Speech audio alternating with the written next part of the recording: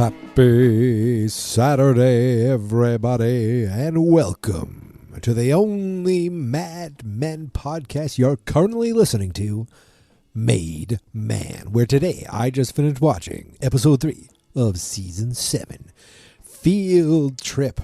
Oh, there was a real field trip in this one. There was a sort of a field trip in this one, and oh boy, Don went for a trip himself. What an episode. What an episode. But before we get into talking about it, why don't we take a moment to hear from today's sponsor?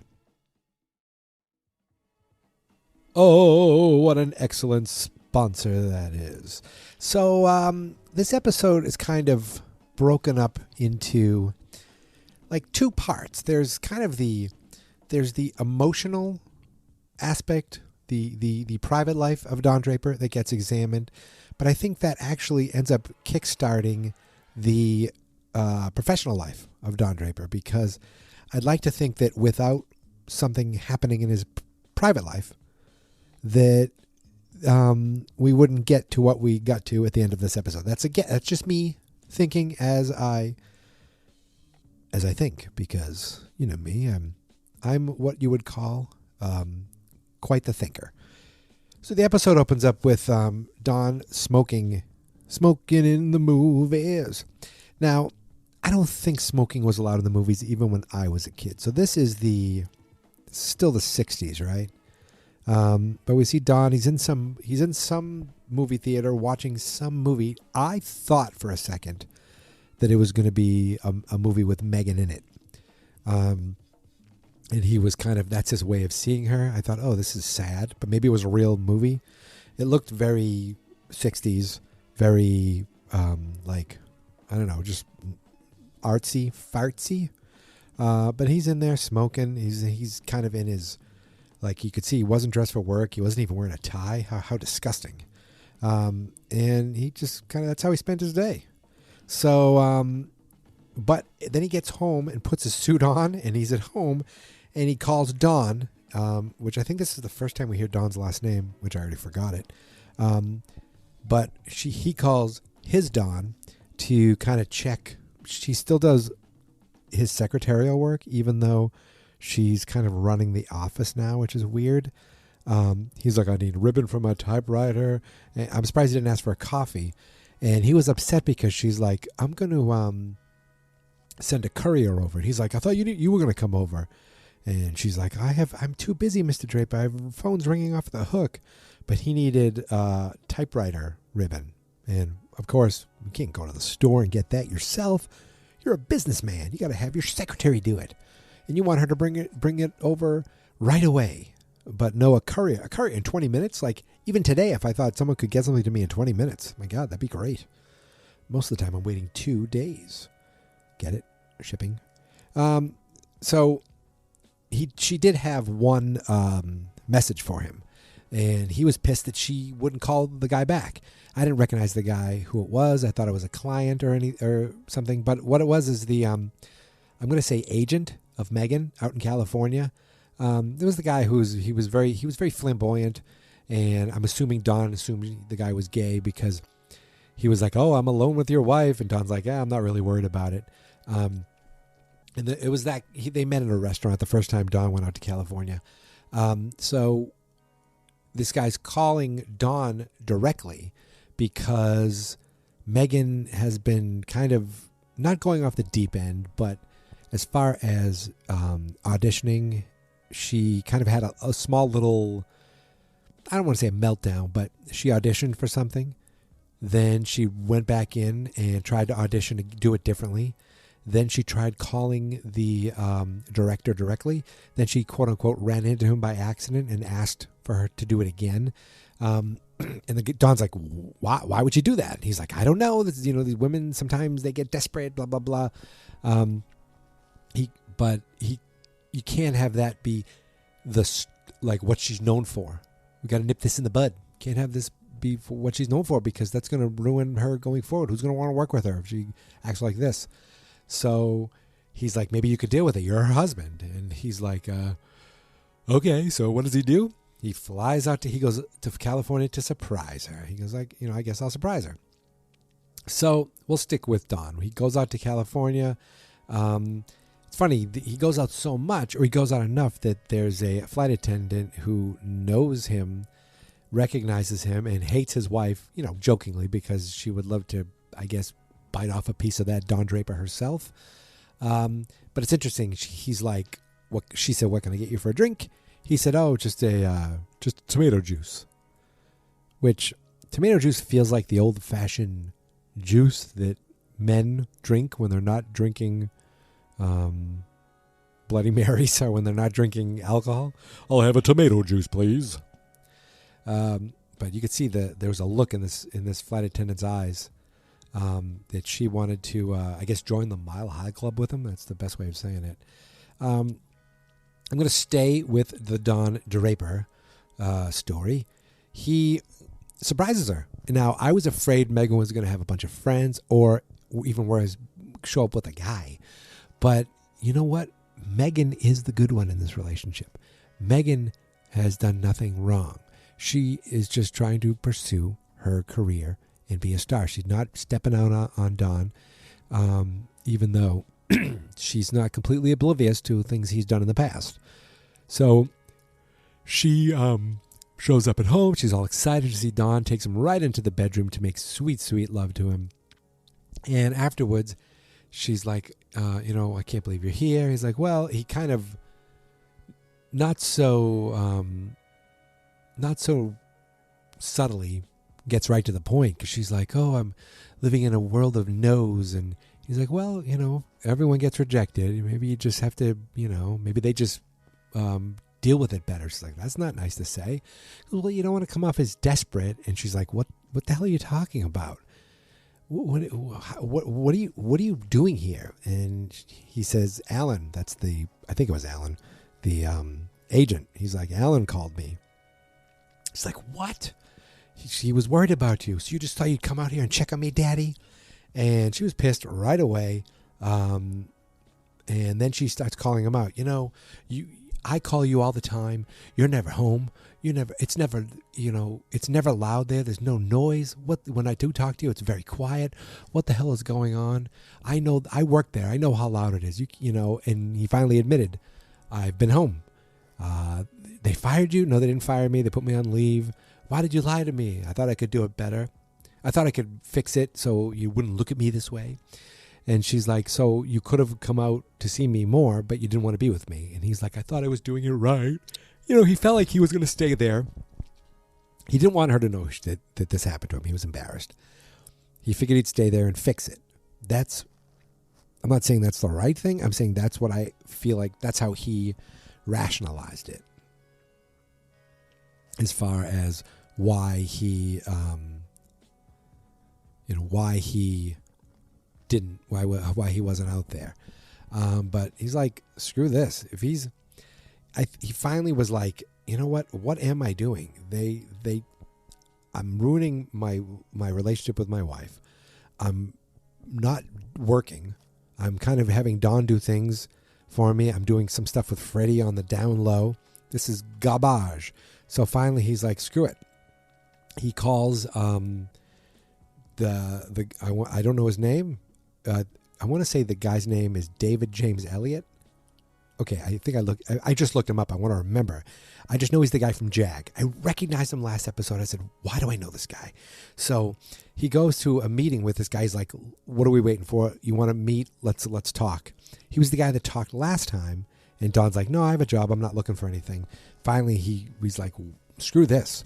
He goes to this guy, and he meets with this guy and another guy for what seems like a job offer. And I'm assuming a good job offer, a generous job offer.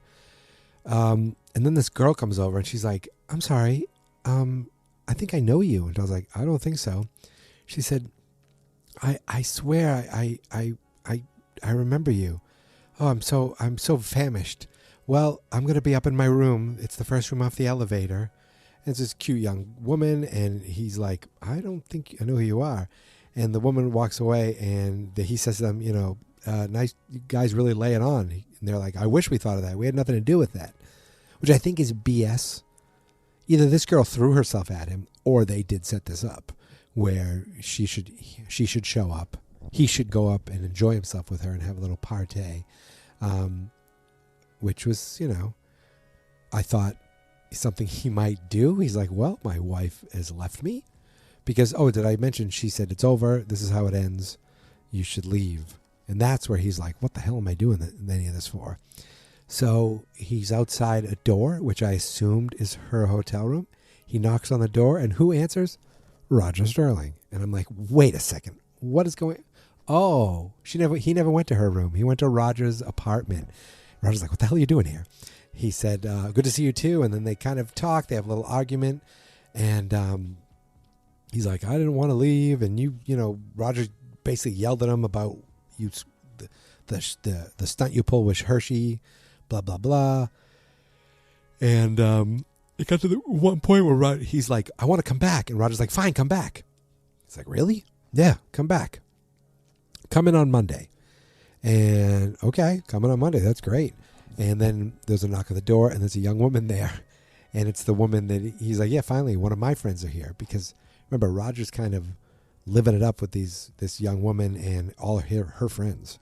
And Don was there just for a minute. But he's like, great, I can meet on Monday. This is fantastic. He figured Don will meet with the partners and then, meet with, Roger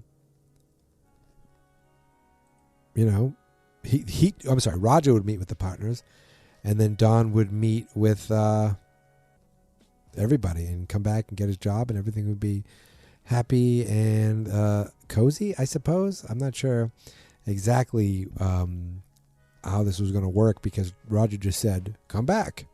And I was like, wait, it was that easy? No, it wasn't. So what does he do? He goes home and he doesn't go out and party. He doesn't go out with women. He goes home and calls his wife. Sits alone in his apartment in the dark, which he seems to be doing a lot of, and calls on her, tells her what's going on, tells her he didn't do it right, tells her why he lied to her. And she's like, you can't lie to me. I'm not your wife. I mean, I am your wife. You can't do that to me. And he's like, I didn't want you to look at me a certain way. He's trying to justify it. When they argued before, she brought up one of your girls. Is that what you're off with? He's like, there's no one else. I've been good. I haven't even been drinking. And she's like, I've been good, meaning, there's no one else now. But there was. But he has been good. It seems like he's been good. Ever since Dr. Y finally left him, he's been good. I hope he stays good because you want to root for him. It's crazy. You want to root for him even though, he's like so friggin' flawed. So the next stop is Dawn Monday morning. So why don't we back up a little bit? We'll get there, but let's back up a little bit and talk about the other stuff going on in this episode, because we do have a Betty storyline, and that's where the word field trip comes in. So Betty is at lunch with her friend. I believe it's her neighbor all the way back from season 1. They're just catching up, and we find out that the neighbor is working as a travel agent. She works 3 days a week. The money's nice. Talks about how busy she is, and Betty's like, I can't believe it, 3 days a week. And she's like, oh, well, I have Jean at home. And he's like, the woman's like, oh, yes, of course. You have plenty to do. But at some point, they're going to be older and they're, the house is going to be empty and you have all this time in the world to do these things. And I feel like that got to Betty because she goes home. Now, mind you, Betty does not work. Okay. So she goes home, and there's, of course, a woman helping Bobby with her homework. It's the maid helping Bobby with the homework, and she probably does the cooking and the cleaning because, again, Betty is too busy going to lunches. Again, still not a fan of Betty. Never will be a fan of Betty. And yet, when Dawn and Betty got together, it did make me happy. I'm so complicated. So the woman is like, even the woman was like, I'll go to the field trip with them. there's a field trip coming up. You need to sign. I'll be the chaperone. And Betty goes, you know what? I'll be with the chaperone. Bobby was so excited that Betty was going to be the chaperone. That Betty, though, at the same time, I think this was in like direct response to going off with her friend. It's like, oh, my friend is doing things with her day. I'm going to do something. I want to feel fulfilled. I'm going to be fulfilled, and my kids are not going to be. They still need me. I'm going to go off and be going to the field trip. It's the teacher's field trip, the teacher's father's farm, where they're going to learn about cows and farm stuff. And that's, I assume, why she went, because she wanted to feel needed. So they go, and again, you're going to a farm. I mean, it's okay to wear jeans, isn't it? Is that crazy? They're on the bus, and they're talking, and of course Betty's smoking on the bus because, again, that's still fine, I guess. That was actually something that comes up that's pretty funny. So they're smoking on the bus with the kids, no problem. The teacher comes over, talks a little bit. Bobby's so happy that his mother's there. It's like, we're having a conversation, and the teacher leans over and kind of, you could see down her blouse a little bit, and Betty notices, and she's like, your teacher, she goes, she's really friendly. Oh, you can tell from her blouse. She's talking bad about other women and to Bobby. Later on, they get to the farm, and the farmer introduces himself and says, let's go see the cows. And they go into the barn, and Betty starts walking in, and the teacher's like, oh, I'm sorry, there's no smoking in the barn. So remember, no smoking in the barn with the animals, but you can smoke on the bus with the children. There's another mother there. She doesn't want to. She's lighting up probably so she doesn't go in. And she makes a comment about the teacher also. Oh, I hope they don't pull in the wrong udders. The teacher needs a bra. And I think Betty was like, ha, ha, ha. I have another mean-spirited woman with me. But later she does go in to the barn. And the farmer is milking one of the cows. He's like, you can't get much more fresh than this. Anybody want a taste? And all the kids just kind of sit there. And Betty, for some reason, says, I'll have a taste. Now, she grew up rich, so she didn't grow up on a farm. But I wonder if she was doing that also to impress Bobby, to make him kind of like, hey, Bobby, I'm still pretty, pretty important in your life.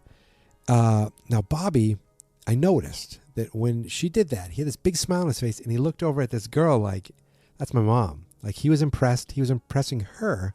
And he was like proud that his mom was doing this and being so cool and trying the milk. Then it goes downhill. So they're going to, they're having a picnic lunch, and there's like a big, they put a big blanket down. Betty goes into the bathroom, and a kid tries to sit down, and Bobby's like, you can't sit there. That's for my mom.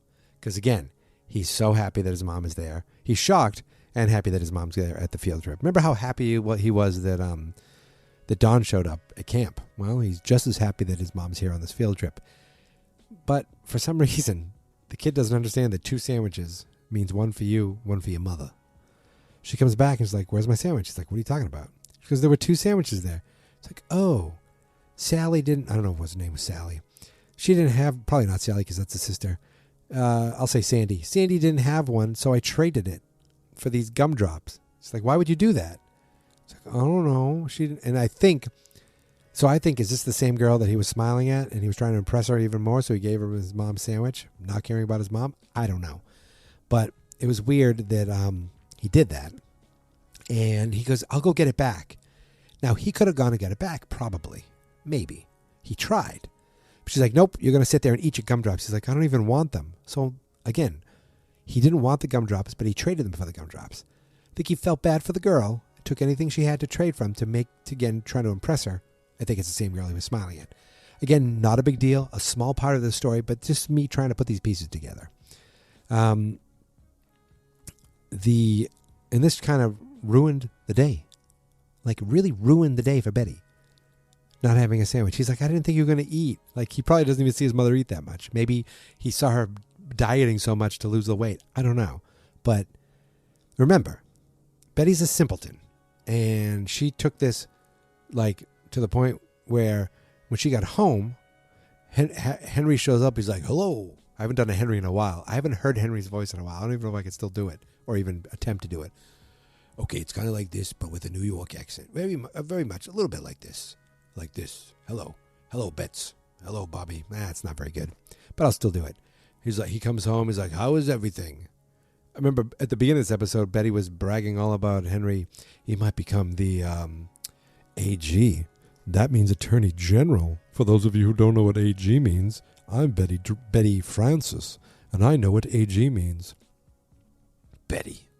So Henry comes home, and Betty says, it was a perfect day until he ruined it. Or something. I think that's what she said.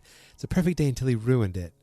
And he's like, we could see, he was like, oh, Jesus Christ, I just had a long day at work. Can I just come home and have some peace? It was a great day until he ruined it. Oh. And then she goes, I'm going to go, what happened? I'm not going to talk about it. I'm going to go give Jean a bath. And he says to Bobby, what happened? And Bobby didn't tell him, but he had a great line. He just said, I wish it was yesterday. Now, last episode, that made me think of Sally's great line that I completely forgot to talk about last episode. Sally said, I'm so many people. And it was like, yeah, you are so many people. You have to be a daughter. You have to be a friend. You have to be a big sister. And it's just like probably hit Don hard because like, I have been so many people. Like literally, I'm two different people. I act differently to different people. So I thought that was a great line, and I completely botched talking about it. I didn't want to forget this time. Again, not a big deal in the storyline, but it just, you felt bad for the kid. He just said, I wish it was yesterday. Yesterday, he was so excited that his mom was going on a field trip. Today, I wish it was yesterday. And you could see Henry was like, I hear you, kid. He goes upstairs. He's like, but what happened? He goes, I can't get it out of Bobby. She didn't say anything either. She just said, why don't my kids love me? I'm like, oh my God. She's got her baby son, a toddler, resting, asleep on him. He's like, what are you talking about? Look at this one. And she goes, it's only a matter of time. Was that the end? I think that's the end of Betty. I don't have to talk about Betty. But, why don't my children love me? Well, Betty, because I don't think you're a great person. There. If I was Henry, that's what I'd say. Oh, I'm so terrible. Even saying that. It's mean. Your kids love you, but, they resent you because you're you. And I want to say that's the end of the Betty storyline. I'd like to say that's the end of the Betty storyline completely, like we never see her again, but that's not the case. That's not the case at all. Now, I almost said, let's get to Dunder Mifflin talk.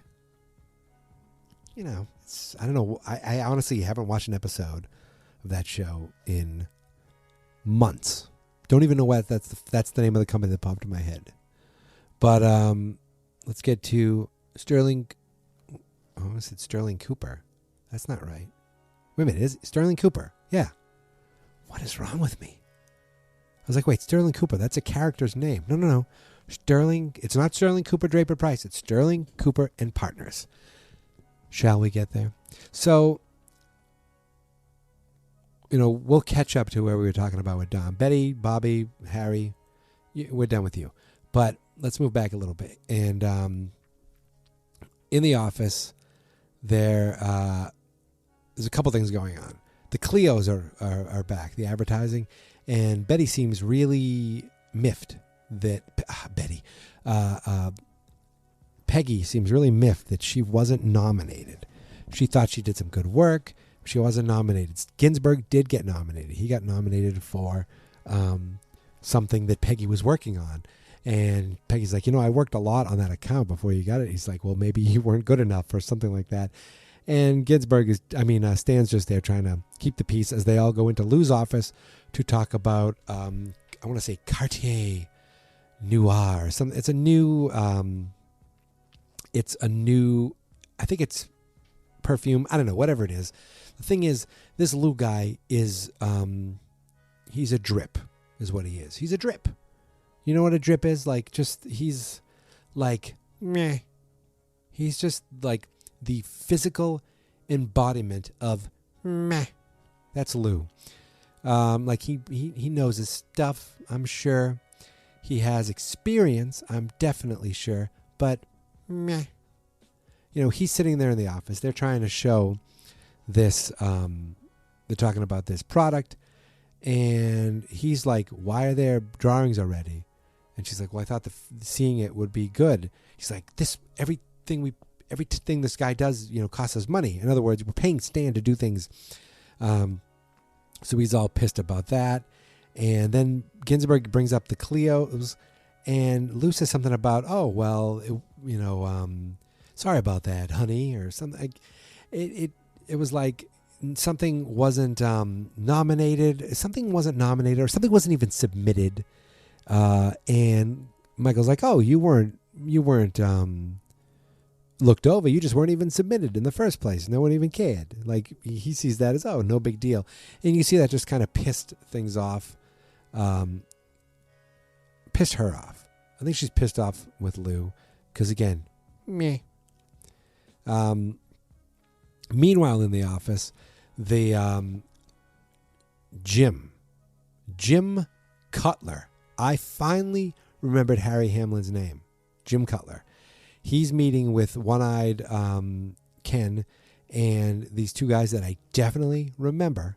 I've seen this client before. I don't remember what he does, but they're talking about media, blah, blah, blah, and they bring Harry in because they had a question about, he had a question to Harry because there's an article about another firm and they have a computer. Now, I'm trying to figure out what's the big deal with the computer, but it seems like if I read this correctly, and by reading I mean if I watched this and listened to this correctly, that the computer is used to figure out the best spots to put things in, to buy, and like to figure out exactly where your money is best served. And he's like, oh, that computer, that's fine. That's a computer. And Harry just starts giving BS about computers. And we have a computer that we use also. And that's a different computer. That's a computer, but we have a different computer. And also talked about local, we're also being local data. So it's all, I believe, analytics and data and trying to figure out, which will help with ad placement. And this guy was like, oh, that's great. I'm sorry I had to ask about it. And he's like, no problem at all. But he says to Harry, what did he say? He said, what the hell is that ad? Why am I hearing about it at Wall Street Journal ad? And Jim Cutler, gets angry at him. He's like, I came into this, I wasn't even in this meeting, but you obviously needed me. He was all upset, and he's like, this is over. I'm sure I got some of the details wrong, but later on, Harry gets a phone call, and it's someone from the Washington Post, I want to say, Wall Street Journal. And he runs into Cutler's office. He's like, what? I just got a call from the Wall Street Journal. Yeah, he goes, I felt bad that you weren't getting the media attention. He's like, oh yeah, but what's the problem? He wants to know about a computer. We don't have a computer. We use a computer, but it's someone else's computer. He's like, what about the local stuff? He goes, yeah, that'd be a great idea too. So he goes, so basically Harry was BSing the client before. Jim thought, oh, that's great. And called a reporter to get an article, to get some PR on it. And Harry's like, you need to shut it down because it ain't happening. So I thought that was interesting also because, apparently Harry is what you would call a BS artist, I suppose. So I think we're all caught up now. So why don't we bring the Sterling Cooper and Partners? Roger Sterling, Bert Cooper. Why does that sound weird to me? Sterling Cooper, Draper Price, Sterling Cooper and Partners. And Sterling Cooper. I don't know why this is so weird. So I think I'm thinking Sheldon Cooper, The Big Bang Theory. I don't know. That's crazy. That's crazy. So it's the big day. While Bobby is off on a field trip with his mother, Don's about to take a field trip into the office. And you can see him sitting there, nervous, ready to leave, looking at his clock. And it's kind of overlapping with him already being there. And I'm thinking, oh my God, is this just all in his head? And is he going to space and not go? But no, we see him go in, and he sees there's a different girl at the front desk. And he looks and sees Dawn Chambers, I want to say her last name is. She has her own office. And there's someone else new over here. And there's Peggy's office, chief of content or some content chief, something like that, creative, I don't know. And he's like, everything's so different. And he goes down to Lou's office and sees Lou, because he sees a face he knows at least. Lou's like, what are you doing here? He's like, oh, hey, good morning. I'm here to work. He's like, oh, how about that? I'm here to see Roger. Oh, I don't know anything about him. And he's like, oh, okay. Lou's like, I don't know what to tell you. All right, I'll see you later. And he goes into his office, and then he is like, he sees oh no, he doesn't go to his office. Then he's like, I'll talk to you later. He sees Roger's secretary, and he's like, hey. She's like, Dawn, you're here. He's like, great to see you. I'm here to see Roger. He's like, Roger, he's not here yet. He's like, oh, I'm supposed to be having a meeting with him. Oh, okay. And I think he's like, what the hell am I doing here? And at the last minute, I think he was going to bail. He seemed like he was right at the door, had his hand on the door, and then you hear, Don Draper? And it's Ginsberg. Ginsberg sticks his head out, and Ginsberg, who was never afraid to say anything, he's like, come here. You got a minute? He goes, what are you doing here? You back to work? I thought so. Come here. I want to show you something. And he just brings him in, and he starts picking his brain for stuff. And the other guy, who I don't know who he is picking his brain. He's like, you know what? I need to get the storyboards on this. Let me go check. He goes into Peggy's office. He's like, where are the storyboards on this client? I want to show Don. She's like, Don Draper. What the hell's he doing here? I don't know. He's here to work, I guess. And she walks up, and she's like, what is he doing here? And Stan goes up. He's like, what the hell is he doing here? They're like almost observing him as he's talking to this other guy who I have no idea who he is. He's new. He has glasses. He looks like a skinny Harry. And I don't know his name, but Don remembers him. So Don knows him. And they're all kind of watching him. Then Ginsberg comes up and shakes his hand.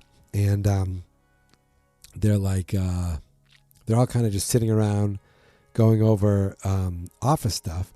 And then Joan is like, what the hell are you doing here? She comes in, and Ken's the best. Okay, one-eyed Ken. He's like, Don Draper. He shakes his hand. He's like, great to see you. Shows off pictures of his kid. Don's like, oh, now I know what you look like if you were bald. Just like a really nice moment. And Joan's like, oh, great to see you. I'll be right back. And she goes over and goes to Bert Cooper's office. And he's like, take your boots off, please. She's like, oh no, he goes, don't stand there in the doorway. She's like, I have my boots on. He's like, very well, come in. Do you know Don Draper's here? And you could see him go, what now? There was a lot of that, what now going on? And Lou is like, let's have a meeting in my office. So he goes, everyone meet, in my office. Lou wants all of them away from Don because he thinks Don's back to take his job. And Ginsberg's like, what? And Stan's like, we have that meeting. Stan knows it's BS. And Ginsberg goes, what meeting? But then Stan also grabs Jim Cutler, and he's like, what the hell's going on here? And Jim is, Harry Hamlin. He's very much like, I assure you, I don't know anything that is going on here. And Jim's like, I don't care if I'm downstairs selling newspapers. I have a 2-year contract. You're paying me, okay? He's like, I don't know what you're talking about. Don Draper being here. And he's like, what is going on with that? So he's, Don's just kind of sitting around the whole time, like what? It's actually, you feel bad for him. Then all of a sudden, Roger does show up, and Don's like, what are you doing here? Roger's like, hey, sorry, I had an early lunch. And you could tell he's a little drunk. And he's like, I thought we had a meeting. And he's like, I could do whatever, didn't you tell him I was coming back? He's like, I'm the president of the company. My name's on the company. I'm the president of this firm. I can do whatever I want. It's a holiday. You can see he's a little drunk. He's a little annoyed. But you know what never strays for him? And he's the one. He is the reason that this episode ends the way it does. He has Don's back all the way. And it's pretty awesome. So they go into a partners meeting. And they're all pissed at like, what is he doing here? Didn't we fire him? He's like, and Roger's like, no, we didn't fire him. And Bert's like, that's true. We didn't fire him. We put him on a leave. Yeah, well, it was like leave, assuming it was termination.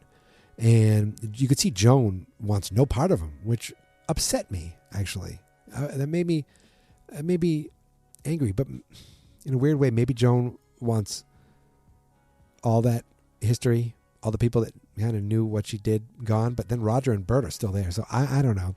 It bothered me that she was so upset that Don was there. She's like, things are going so well now. And Roger's like, oh yeah, well how about the next time you show up at a creative meeting? He's yelling at Jim Cutler. You see Don there with someone on his lap, because Roger knows he's a friggin' genius and knows that he's the best at his job. And you could see they're like, well, we never voted on this. He goes, well, fine, we're here now. Let's vote on it. And then finally, back Don, while Don's waiting, Peggy's like, hello, Don. He's like, hi, Peggy. What, are you here to work? He goes, well, I thought I was. Something like that. I could be completely wrong.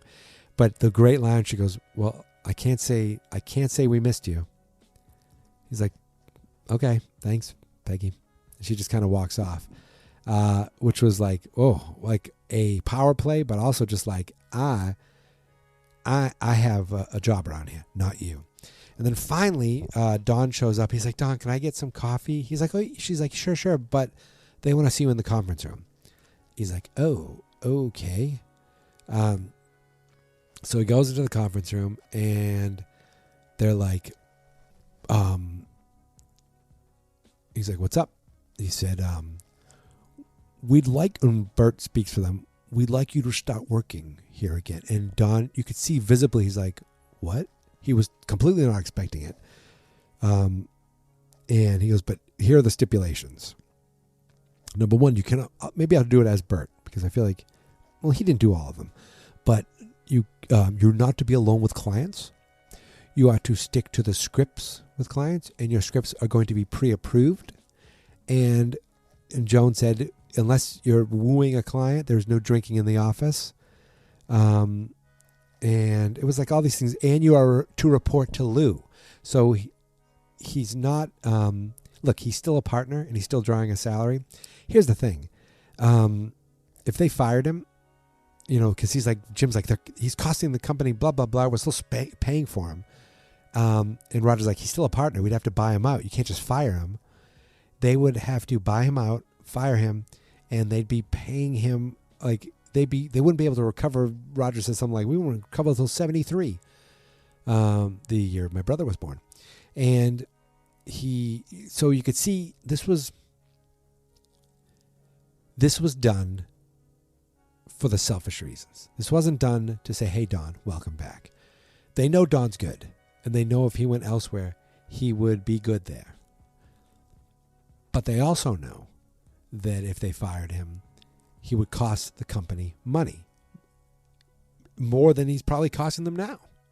So out of the interest of competition and out of the interest of finances, it's easier to keep him there and keep him buried. We'll see how long that lasts. But all these things, all these stipulations, Don just says, okay. And that's how the episode ended. And I was like, yes, Don's back in. He says, okay. I don't buy it for a second. Now, I've seen the shot of like the last episode. I've seen that picture of Don. I don't know how this is going to end, but I can't see him just giving up. I can't see him just falling out of love with this and leaving. I feel like he's got his foot in the door. He's going to jam it right up Lou's ass. That's my hope. Lou seems like a really kindly meh. That's what I think of him. Get the hell out of here, Lou. That's Don Draper's office. Son of a B. So, I think that's it. I think I've covered everything. Let's see. So, Betty's really angry at Bobby for trading her sandwich to the point where she doesn't think her children love her, but she wants to spend more time with them because her friend has a job and she's jealous, I think. Again, Betty. Simple Betty. Megan has a right to be pissed. She's having a rough time out there, California. But Don being out there for the wrong reasons just really didn't work out for her. She sent him home. They did talk, and he said he loved her. She just said goodbye. I don't think it's over, but she was hurt. Maybe Don could be in the LA office. I don't know. It doesn't look like it. He just got back, so we'll see. Roger. Roger was great in this episode. He got to hang out with his young lady. I'm sure he was in his smoking jacket, so I'm sure the night was filled with sexual intercourse and possibly LSD. Two of Roger's favorite things. And then maybe he just said, Don, come back on Monday because he's Roger Sterling and he said whatever friggin' he wants. And guess what? He made it happen. He said he missed you. He's like, I miss you. And look what happened. He fought for Don in that partners meeting. And even with the stipulations, he still got him back in. So we'll see what happens next episode. Peggy's pissed. I don't think Peggy likes working under Lou. It's going to be interesting because now Don's in there too. I don't think she likes working under Lou. I don't think she likes the fact that the reason she didn't get this Clio was she wasn't even put up for it. But doesn't stop Ginsburg from rubbing in. We didn't see Pete. We didn't see Ted. We didn't see anyone in L.A. Harry. Well, Henry. We'll go Henry. Maybe he's going to be the Attorney General. I don't know. He just wants to come home and have a peaceful night. Betty just. That's. Why do I go back and talk to them? Harry. Harry knows what he does, and he knows what he knows, and he's good at it. Jim Cutler doesn't like him, and it almost seemed like he wanted to get rid of him. And did Roger say, fine, he's gone, or something like that? I don't I feel like that happened. Well, he definitely said it, but I didn't quite understand what he was saying. Or, did he just fire Harry and just replace him with a computer? I don't know. But something going on there. We'll see what happens, because computers are the wave of the future. And Don. Started the episode watching a movie alone. Fly out to California to see your wife. Backfires. Come back and talk to another company. Basically use their offer to go over to Roger. And Roger's like, oh, you want to take a demotion? He's like, oh, you think I should take it? It's like, what do you want me to say? So he used that offer and brought it right to Roger and be like, look, I have another offer. Roger knew that losing him was worse. Losing him to another firm was worse than just keeping him on the sideline. So he said, come back. And then Monday, he was like, all right. Maybe he drank to get himself ready for the meeting. I don't know, but he killed it in there. And even with the stipulations, he got his man back. Because he knows, again, he's better off here than someplace else. So if he's going to lose him, then might as well keep him. And he said he missed him, so hopefully he does. Hopefully he did. Bert just had a what moment when he heard Don was in the office. It was a lot of Don Draper in this office? Yeah. Yeah, they tried to get. Well, They tried to get. They remember Sterling Cooper, Draper, Price. They got rid of Draper. Price, tragic. This is what happens when you take your name off the thing and just say "and partners." This is what can happen. Anything can change. Anyone can be switched around. Jim is still pissed at Don for what he did to Ted. I'm sorry, what did he do to Ted? He saw that Ted was going to probably have an affair with Peggy and called him out on it. I'm sorry, is that what that's what I think I saw, because that's what happened. Jim Cutler, Harry Hamlin. You're doing a wonderful job. I actually really enjoy his character. I think that's it. I think I've covered everything. It was a great episode. And yeah, I feel like Fridays are just not in the cards like they used to be. Friday nights used to be a lot easier. Now I'm just like, I'm pooped. I don't think I can even watch a full episode. Like, there are shows where I watch. I'm like, I'm just going to watch a show. I'm not going to pay attention. I'm going to pay attention, but I'm not going to try to remember all these things to talk about. Oh, this is a very important thing I want to talk about. But that's what I do with Mad Men, and I'm not going to do it late where I just go half-assedly, which I'm sure is not an actual word. That's why I figure, you know what? Wait till Saturday. Give it your all. Give it the old 1-2. And I'd like to think I did that today. I like to think I do that every week.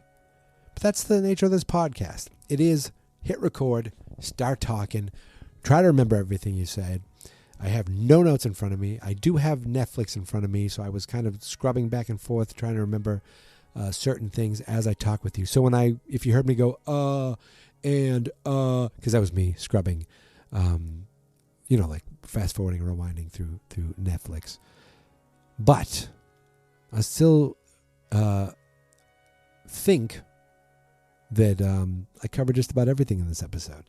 And I just want to say that I want to thank you.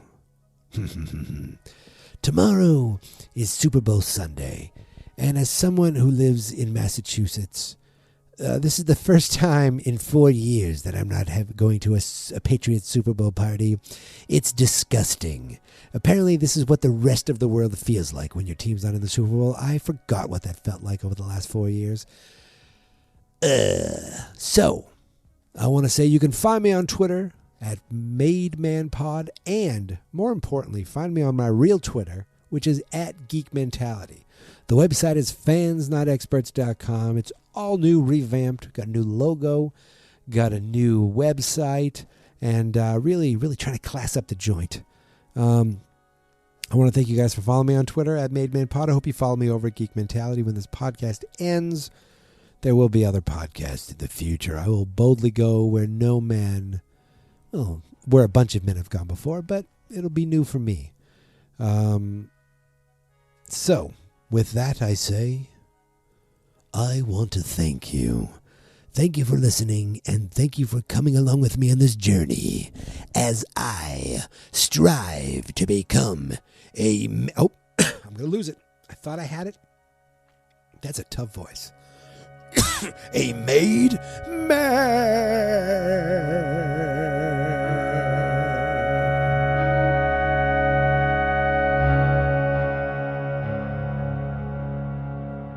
I picked the Chiefs to win. Fans not experts.